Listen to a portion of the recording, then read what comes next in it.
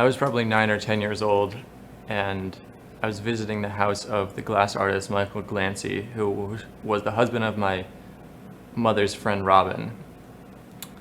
And we were walking between their house and his glass studio, and he pointed out a tree to me and my brother, and there was a glass bead. In my memory, it was about the size of a fist, blue-green in color, and the shape of a donut, and he had nailed it to the tree a few years back, and the tree was beginning to grow around it, and it looked to me as if the tree was either melting around the glass, or perhaps the glass was melting into the tree. And he turned to my brother and me and said, in some number of years down the road, somebody's going to come with a chainsaw and cut this tree down, and they're either going to be delighted to find this bead or really upset that it ruined their saw. So now, decades later, when I'm walking in the city and I see part of a tree engulfing part of a fence, or perhaps starting to wrap around a building, or vines and fences, or grass growing in the cracks into the pavement, or plants growing in the gutter, I'm enchanted by that tenacity of nature, and also the relationship that we have as humans to that natural environment. And as my interest in woodworking and art and making things has grown, I'm also interested more and more about what is inside of that tree, and how they've grown around those immovable objects, and how they've changed because of it, and how they've healed in the face of that adversity. Insofar as there is a distinction between human civilization and nature, the relationship between us is inherently an abusive one. We as humans know we need nature, and we're willing to say it out loud, say it to each other, and say it to nature. But we take advantage, and when a storm or a tree or a river acts outside of our desired behavior, the bounds that we've set, we try to retaliate. And the true persistence of nature, though, is in the interpretation of timescales. We work on minutes and days and weeks, perhaps years and decades, but trees will work on many decades, perhaps centuries. Rivers will work on centuries to millenniums. And that difference in our interpretation of time leads to a type of resilience that we can't comprehend fully. Consider water, for instance. Water can carve a canyon through a desert with a trickle and reshape the coastline, or even soften our sharpest shards of glass. And when provoked, water in the form of a storm can knock down the levees that we've put there to control it. There's no more stark example of our human relationship with nature than when walking the city streets. We put rivers in tubes and pipe them underneath our cities. We constantly change the plants in our concrete planters for ones that are currently in bloom.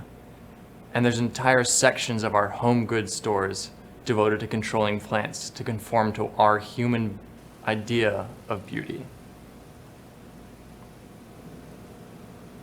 We cut small holes in our sidewalks and plant trees in them, trees just barely out of their infancy. And when they outgrow the spaces we've carved for them in our sidewalks and begin to push up with their roots, we interpret this cry for help as a tripping hazard, and we send somebody with a chainsaw to cut them down, only to be replaced by another tree in its infancy, destined as well to be cut down in the same manner before it can push up that sidewalk and trip a jogger or set a skateboarder tumbling head over heels. My fascination, though, is with those trees that avoid the chainsaw, those old scarred city dwellers growing alongside us and among us. And I'm not alone in this fascination. There's an online group on Reddit devoted to sharing pictures of these specimens called Trees Sucking on Things. The implication being that they're able to ignore our frenetic and frantic human existence and playfully and casually taste their surroundings as if to learn about the world in the way that a child might. I believe Engulfed as a collection exemplifies the way that ideally we should be seeing each other as well. We need to look below the surface and recognize that parts of our past and parts of the things that we've struggled with are what forms who we are. And sometimes it's hard to get through that bark, that outer skin that may be rough and tough. But when we look deep inside, it's those struggles and those outside forces that truly shape who we are and make us more unique and more beautiful. In our modern society, we tend to see wood as a material, as a commodity to make other things out of, to build out of, instead of as part of a formerly living tree. Similarly to the way we see meat as an ingredient and as a food, rather than as part of a formerly living animal. And I'm as guilty of this as any woodworker, as any omnivore. Sometimes when walking with my dad, we'll both point at the same tree with particularly gnarly bark or a large burl and say to each other, wow, that would make a really sweet table. And the truth is, as much as I appreciate live edge furniture, and it probably is a beautiful piece of wood inside, trees are far more valuable while they're still standing. For years, every time I see one of these trees engulfing part of a fence or anything else, I've pointed it out to whoever I'm with. And thus my fascination with the phenomena has become an obsession.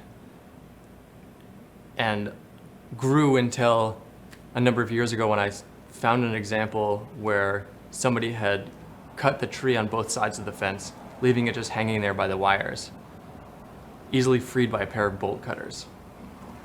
When I finally got the piece back to my workshop, the tree once again revealed its tenacity to me. The fence that it had engulfed had not weakened the wood, but rather given it an extra set of defenses against my machines. I've tried cutting these specimens with chainsaws, with routers, with sawzalls, which I assumed would work given the name Sawzall. And none of these things were effective against this semi-natural composite material. I realized finally that it was going to dull whatever tool I tried to cut it with. So I had to meet the tenacity of the tree with a tenacious tool that I could just continually resharpen. And it wouldn't break, but rather dull, and I would resharpen it, and the cycle would continue. So the machine I ended up using for this project was mostly I did all the cutting on a milling machine with a fly cutter, a hardened steel tool that would dull, but I could just take it out, sharpen it, and replace it again. As perhaps I should have expected, these specimens, these Sawyer's nightmares, did indeed reveal their inner beauty. And ever since completing that first small piece, friends have been sending me photos of trees and fences or trees and buildings. And on a rare occasion, have alerted me to the opportunity to collect more specimens from where trees are being cut with bits of metal inside them. By now, the bead that Michael Glancy nailed to that tree decades ago has undoubtedly been fully engulfed by the flesh of that tree. bark acting as scar tissue, the grain parting on one side of that bead and rejoining itself on the other. Ultimately no more than a small nuisance in the life of that tree, but in a way, the unnatural seed to a decades-long exploration. And for this particular tree, frankly, I hope we never get to see the beauty of the grain inside it.